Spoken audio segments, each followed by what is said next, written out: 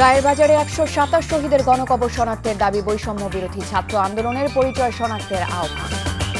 সমাজের প্রতিটি স্তরে ছড়িয়েছে ফ্যাসিবাদের শেকড়, সহসাই উপড়ে ফেলা সহজ নয় মন্তব্য আইন উপদেষ্টা। একটি দলকে ক্ষমতায় রাখার মাধ্যমে ভারত তাদের নিরাপত্তা নিশ্চিত করতে চায়, অভিযোগ আমির খসরু। বেবিজকের প্রধান প্রকৌশলী পদে এখনো বহাল বিতর্কিত ব্যক্তি, অসন্তোষ বাড়ছে রাষ্ট্রীয় প্রতিষ্ঠানটিতে।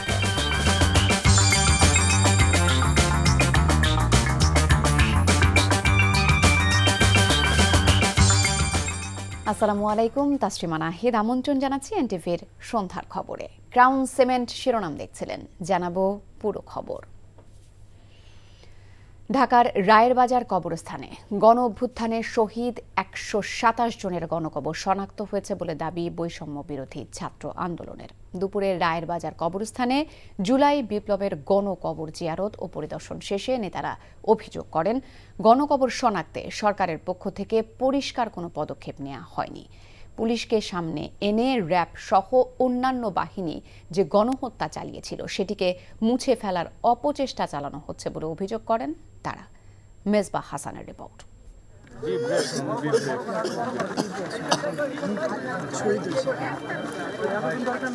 ছাত্র জনতার গণ অভ্যুত্থানে ১০০ দিন গড়ালেও নিজের বাবার লাশ শনাক্ত করতে না পারার কষ্টটা যেন তাড়িয়ে বেড়াচ্ছে সন্তানকে।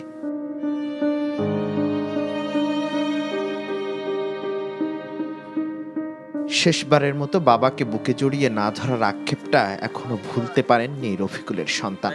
তাই তো এই নাম না জানা ব্যক্তির কবরের সামনে দাঁড়িয়ে মা সন্তানের প্রার্থনা। পুলিশ ও নিষিদ্ধ সংগঠন ছাত্রলীগ যে বর্বরতা সেদিন চালিয়েছিল স্বামী রফিকুল ইসলামের ওপর, তা মনে করতেই এখনো আঁতকে ওঠেন স্ত্রী। রফিকুল ইসলাম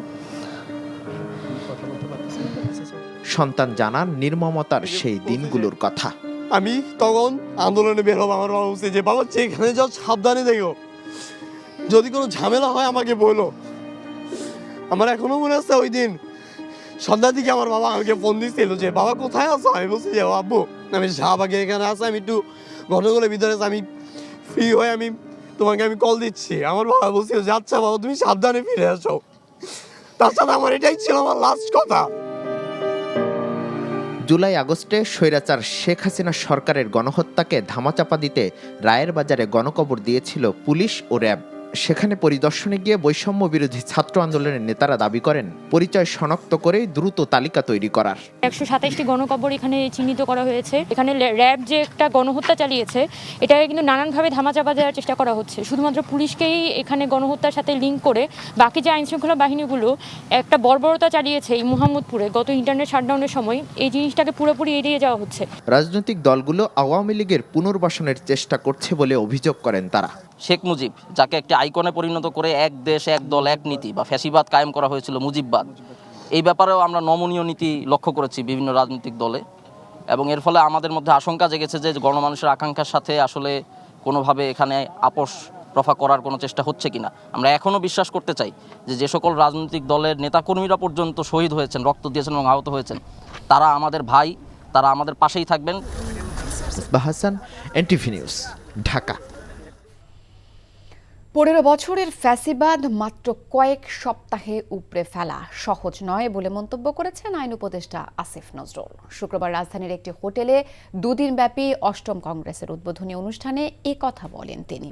গুম হওয়া ব্যক্তিদের খুঁজে পেতে পরিবারকে সার্বিক সহযোগিতার আশ্বাস দিয়েছেন গৃহায়ন ও গণপূর্ত উপদেষ্টা আদিলুর রহমান ও অ্যাটর্নি জেনারেল মোহাম্মদ আসাদুজ্জামান। নিয়ামুল আজিজ সাদেক জানাচ্ছেন বিস্তারিত। দেশের প্রতিটি স্তরে ফ্যাসিবাদের শেকড় বিস্তার লাভ করেছে। এ কারণে অনেক সমস্যার সমাধান একসঙ্গে করা কঠিন হচ্ছে বলে স্বীকার করেছেন আইন উপদেষ্টা Asif Nazrul. Strength of the vested group under the leadership of the fascist prime minister, former prime minister Sheikh Hasina. Fascist Sheikh হাসিনার নেতৃত্বে তারা শক্তি বিস্তার করেছিল। তিনি গত 15 বছরের সব অপরাধের নেত্রী ছিলেন। যত গুম, খুন, দুর্নীতি ও বিচার বহির্ভূত হত্যা হয়েছিল, এসবের শিকড় অনেক গভীরে। এসব দূর করা এত সহজ নয়। Their strength is deep rooted. গুম হওয়া পরিবারের লোকজন জানালেন তাদের দুর্বিষহ দিনগুলোর কথা। সন্তান আছে বা নাই, আমাদের অপেক্ষার প্রহরটুকু একটু শেষ হইতে দেন। আমরা তো দিলে দিলে মারা যাচ্ছি, প্রতিটা মুহূর্তে, প্রতিটা মিনিটে, প্রতিটা সেকেন্ডে আমরা মারা যাচ্ছি। আমরা কতবার মরবো আপনারা বলেন?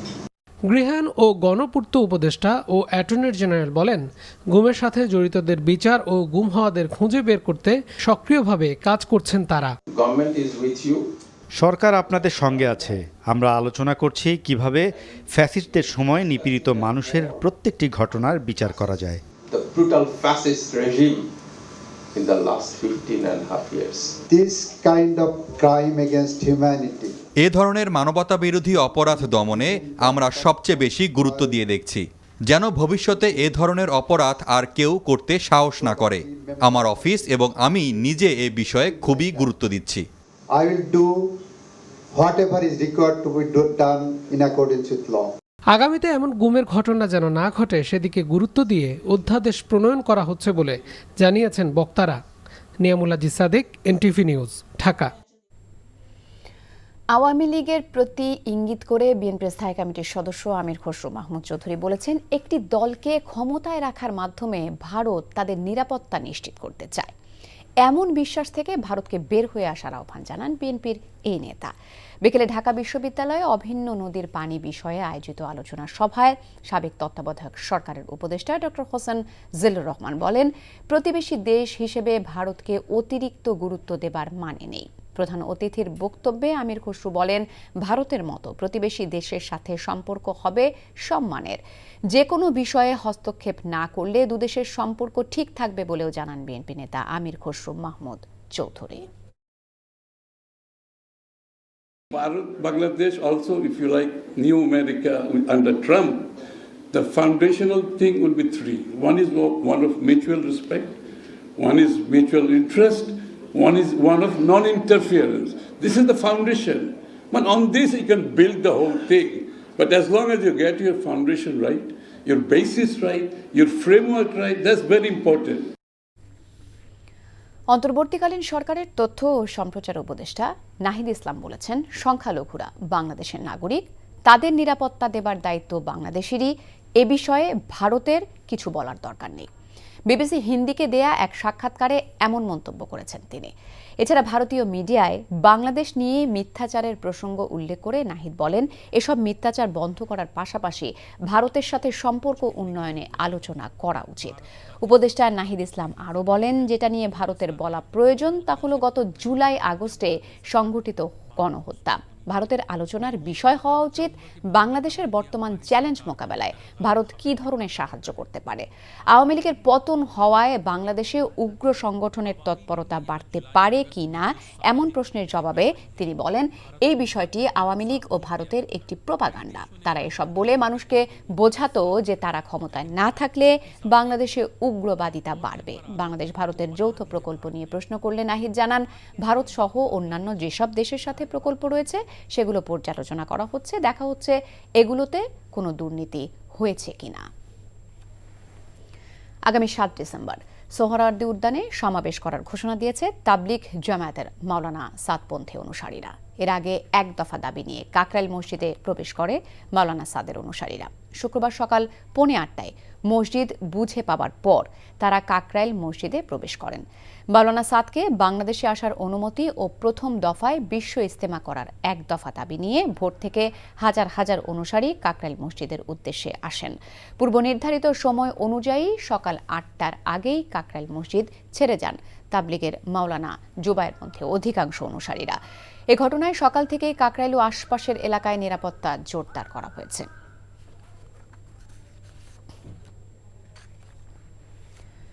দুর্নীতির দায়ে দণ্ডিত হয়েছেন, জেল খেটেছেন, হয়েছেন সাময়িক বরখাস্ত। সব আইন কানুনকে বৃদ্ধাঙ্গুলি দেখিয়ে এমন একজন কর্মকর্তাকেই বেসামরিক বিমান চলাচল কর্তৃপক্ষ বেবিচকের প্রধান প্রকৌশলী বানিয়েছিল শেখ হাসিনা সরকারের 2 মন্ত্রী। বলছিলাম সরকারি সংস্থার স্পর্শকাতর পদে ছল ছাতুরি করে দায়িত্ব পাওয়া বেবিচকের প্রধান প্রকৌশলী শহীদুল আফরোজের কথা। ছাত্র জনতার গণ অভ্যুত্থানের পর অন্তর্বর্তী সরকারের সময়ও এমন বিতর্কিত ব্যক্তি গুরুত্বপূর্ণ স্থানে বহাল তবিয়তে থাকায় অসন্তোষ বাড়ছে রাষ্ট্রীয় প্রতিষ্ঠানটিতে। নিয়ামুল আজিজ সাদেকের বিশেষ রিপোর্ট। সারা দেশের বিমান চলাচল নিয়ন্ত্রণ ও তত্ত্বাবধান করে যে প্রতিষ্ঠান সেটি হলো বেসামরিক বিমান চলাচল কর্তৃপক্ষ বেবিচক। রাষ্ট্রীয় এই প্রতিষ্ঠান যেমন গুরুত্বপূর্ণ, তেমনি এই প্রতিষ্ঠানের প্রধান প্রকৌশলীর পদটি আরও স্পর্শকাতর ও মর্যাদার। এমন একটি মর্যাদাপূর্ণ পদে দায়িত্ব পালন করছেন দুর্নীতির দায়ে দণ্ডিত সাময়িক বরখাস্ত হওয়া প্রকৌশলী শহীদুল আফরোজ। নথি বলছে 2019 সালে 300 কেভিএ জেনারেটর না কিনে 60,50,000 টাকা আত্মসাতের কারণে দুর্নীতি দমন কমিশন আইনে কক্সবাজারের তত্ত্বাবধায়ক প্রকৌশলী থাকা অবস্থায় জেলা ও দায়রা জজ আদালত তাকে কারাদণ্ড দেয়। একই বছরে বেবিচক তাকে চাকরি থেকে সাময়িক বরখাস্ত করে। পরে প্রশাসনিক ট্রাইব্যুনালও সেটি বহাল রাখে। 2006 সালে সহকারী প্রকৌশলী হিসেবে চাকুরির শর্তানুসারে পূর্ব অভিজ্ঞতা না থাকলেও নকল নথি জমা দিয়ে দ্বিতীয় হিসেবে দাবি করেন তিনি। পরে আদালতের রায়ে বিষয়টি প্রমাণিত হলে তাকে পঞ্চম হিসেবে ঘোষণা করা হয়। ও নিজের হাতে লেখাতে অভিজ্ঞতা লেখা জিরো দেওয়াতে আমরা সেটা ইভ্যালুয়েট করলাম, করে দেখলাম যে উনি যে সবার নিচে নেমে যায় ওনার গ্রেডিংটা। এইভাবে আমরা রিপোর্ট দিয়ে দিছি। এরপরও থেমে থাকেননি শহীদুল আফরোজ। চাকরিবিধি লঙ্ঘন করে বেসামরিক বিমান চলাচল মন্ত্রণালয়ের সংসদীয় কমিটির কাছে তদবির করেন চাকরি পুনর্বহালের জন্য। কমিটি তার চাকরি ফিরে পাওয়ার বিষয়ে ইতিবাচক মত দেয়। সে সময় আইনমন্ত্রী আনিসুল হক এবং বেসামরিক বিমান চলাচল মন্ত্রী ফারুক খান সুপারিশ করেন মামলা নিষ্পত্তি না হওয়া পর্যন্ত চাকরি করতে দেয়া হোক। এরই সুযোগে শহীদুল আফরোজ তত্ত্বাবধায়ক প্রকৌশলী পদটি ফিরে পান। একই দুর্নীতির সুযোগ সৃষ্টি করার সংস্কৃতি পুনর্বহাল থাকা বা অব্যাহত থাকা, এটি কিভাবে গ্রহণযোগ্য হতে পারে সেটা কিন্তু বোধগম্য নয়। অথচ চার্জশিটভুক্ত হিসেবে দুর্নীতি দমন কমিশনের মামলা নিষ্পত্তি না হওয়া পর্যন্ত এমন পদ ফিরে পেতে পারেন না। বেবিচক কর্মচারী চাকুরি প্রবিধানমালা 2001-এর 67 ধারা এবং সরকারি কর্মচারী আইন 2018 অনুসারে সাময়িক বরখাস্তের আদেশ মামলা নিষ্পত্তি না হওয়া পর্যন্ত প্রত্যাহারের সুযোগ নেই। আপনার বিরুদ্ধে বেশ কিছু অভিযোগ এসেছে, কয়েকটা পত্রিকা টেলিভিশনে এসছে। না, এটা চেয়ারম্যান মেম্বারের, আমি কথা বলতে পারবো না। সরকারি চাকুরি বিধিমালা ভেঙে 2024 সালে ফেব্রুয়ারির 5 তারিখে প্রধান প্রকৌশলীর দায়িত্ব পান শহীদুল আফরোজ। বেসামরিক বিমান চলাচল কর্তৃপক্ষের চেয়ারম্যান জানালেন শহীদুল আফরোজের চাতুরির বিষয়টি তারও জানা। রাতারাতি যদি আমি সবাইকে বলি দুর্নীতি দোষর, তাহলে আমার অর্গানাইজেশন চালাতে তো অসুবিধা হবে। পরিবর্তিত পরিস্থিতিতেও দাপটের সঙ্গে প্রধান প্রকৌশলীর পদে দায়িত্বে থাকায় ক্ষুব্ধ কর্মচারী কর্মকর্তারা। Niamul Aziz Sadek, NTV news, Dhaka.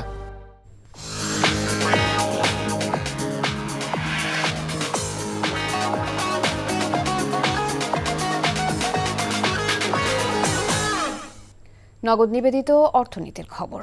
আরেক দফা বাড়ল সয়াবিন তেলের দাম। প্রতি লিটার সয়াবিনের দাম বেড়ে 2 থেকে 5 টাকা হয়েছে। আমদানি শুল্ক কমানোর 1 মাস গড়ালেও প্রভাব নেই আলু পেঁয়াজের বাজারে।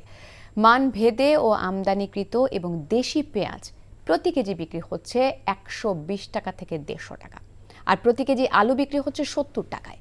শীতের সবজি বাজারে আসতে শুরু করলেও দাম চড়া, এতে চরম বিপাকে ভোক্তারা। মেজবা হাসানের আরেকটি রিপোর্ট। ঊর্ধ্বমুখী এই বাজারে কেনাকাটা করতে এসে অনেকটা বিরক্ত এই চাকরিজীবী। অবস্থা উন্নতি পরিবর্তনের কোনো সম্ভাবনা দেখতেছি না। সংস্কারের নামে কি সংস্কার হচ্ছে এটা আমরা বুঝতে পারতেছি না। দীর্ঘ চাকরি জীবনে ঢাকা থেকে হেমায়েতপুরে অফিস করেন এই ব্যক্তি।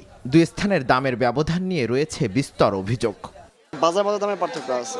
যেমন আমি গতকাল হেমায়েতপুর থেকে বাজার করলাম এক দাম, আর এখানে এক দাম, কেজিতে 30 টাকা 40 টাকা ডিফারেন্স।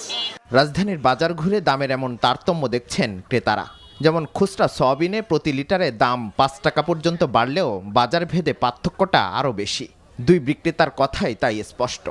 1.5-2 মাসের মধ্যে আপনার হচ্ছে গিয়া আমরা 40-45 টাকা থেকে বিক্রি করা শুরু করছি। সেই তেল এখন 85-90 টাকা, মানে 185-190। এখন আমরা লুজ বেচতেছি আপনার 165 টাকা লিটার বেচতেছি। আমদানি শুল্ক কমার পরও কমেনি পেঁয়াজ, আলু ও রসুনের দাম। বিক্রি হচ্ছে আগের বাড়তি দামেই। ইন্ডিয়ান পেঁয়াজ 120 টাকা, 130 টাকা, দেশি পেঁয়াজ 150, 160, আলু 70, লালটা সাদাটা দুইটাই, আদা 150 টাকা থেকে শুরু করে 280 টাকা পর্যন্ত। মুরগির বাজার রয়েছে ওঠানামার মধ্যে। প্রতি কেজি ব্রয়লার মুরগি বিক্রি হচ্ছে 200 টাকা পর্যন্ত। তবে মূল্য তালিকার সাথে মিল নেই বিক্রেতাদের কথায়। দামের সাথে আমি যদি 320 টাকা বলি, ওরা বলে 300 টাকা, বলে বলবো 80 টাকা। এই কারণে 320 টাকা রেট 300 টাকা বিক্রি করি আমরা। 187 টাকা পাইকারি কিনছে, কারো কম আর কারো ভাড়া বেশি লাগছে, এই কারণে হয়তো বা বেশি চাইছে। শীতের আগাম সবজি বাজারে আসতে শুরু করলেও কমেনি দাম, এমনকি পেঁপে বিক্রি হচ্ছে 40 থেকে 50 টাকায়। আমাদের পক্ষে তো খুবই অসম্ভব হয়ে যাচ্ছে, বিশেষ করে মধ্যবিত্ত ফ্যামিলির জন্য। মধ্যস্বত্বভোগীদের দৌরাত্ম্য কমাতে বাজার তদারকিতে আরও কঠোর হওয়ার দাবি ভোক্তাদের। Misbah Hasan, NTV news, Dhaka. রাজধানীর ধানমন্ডিতে দুর্বৃত্তের ধারালো অস্ত্রের আঘাতে AKM আব্দুর রশিদ নামে এক যুক্তরাজ্য প্রবাসী চিকিৎসক নিহত ও তার স্ত্রী আহত হয়েছেন। বৃহস্পতিবার রাত 4টার দিকে এ ঘটনা হয়। গুরুতর আহত অবস্থায় প্রবাসীকে উদ্ধার করে ঢাকা মেডিকেল কলেজ হাসপাতালে নিয়ে গেলে কর্তব্যরত চিকিৎসক তাকে মৃত ঘোষণা করেন। পুলিশ জানায় 3 জন দুর্বৃত্ত ঘরে প্রবেশ করে ধারালো অস্ত্র দিয়ে আঘাত করে আব্দুর রশিদকে। চিৎকার শুনে তার স্ত্রী আসলে তাকেও আঘাত করা হয়। অপরাধীদের ধরতে অভিযান চলছে বলে জানায় পুলিশ। ডাকাতি নাকি পূর্বশত্রুতার জেরে এ হত্যাকাণ্ড তাও খতিয়ে দেখা হচ্ছে বলে জানানো হয়। এ ঘটনায় হাজারীবাগ থানায় হত্যা মামলা দায়ের করা হয়েছে।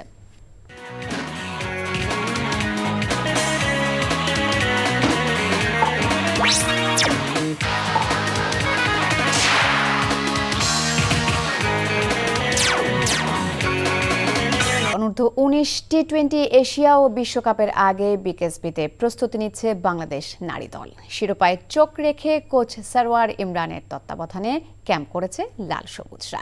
সংক্ষিপ্ত ফরম্যাটের বিশ্বকাপের আগে এশিয়ান দলগুলোর নিজেদের যাচাই করে নেবার মঞ্চ করে দিতেই এশিয়া কাপ টুর্নামেন্ট আয়োজন হচ্ছে। 15 ডিসেম্বর মালয়েশিয়ায় গড়াবে খেলা। স্বাগতিকরা ছাড়াও ভারত, পাকিস্তান, শ্রীলঙ্কা ও নেপাল অংশ নিচ্ছে টুর্নামেন্টে। এদিকে বিশ্বকাপও হবে মালয়েশিয়াতে। 18 জানুয়ারি থেকে 2 ফেব্রুয়ারি পর্যন্ত হবে খেলা। 16 দলের টুর্নামেন্টে ম্যাচ হবে 41টি। 16টি দলকে ভাগ করা হয়েছে 4টি গ্রুপে। বাংলাদেশের মেয়েরা আছে ডিতে। প্রতিপক্ষ অস্ট্রেলিয়া ও স্কটল্যান্ড।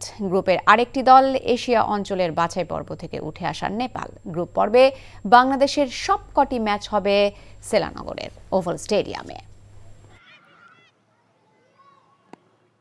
আমরা তো আশা করি আমরা এশিয়া কাপে চ্যাম্পিয়ন হওয়ার জন্যই যাব, এবং চ্যাম্পিয়ন হওয়ার পরে বিশ্বকাপেরটা পরে আমরা ঠিক করব। বিশ্বকাপে ওই রকমই আশা আছে, কিন্তু এশিয়া কাপে অবশ্যই আমরা চ্যাম্পিয়ন হওয়ার জন্য যাব। এর আগে মেয়েদের 1 বছর আগে ক্যাম্প হয়েছিল। এখন আমার মনে হয় যে আন্ডার-19 এবং একটাই পাইপলাইন আমাদের, এই পাইপলাইনটা শক্ত করার জন্য ক্রিকেট বোর্ড থেকে সব রকম ব্যবস্থা নেবে।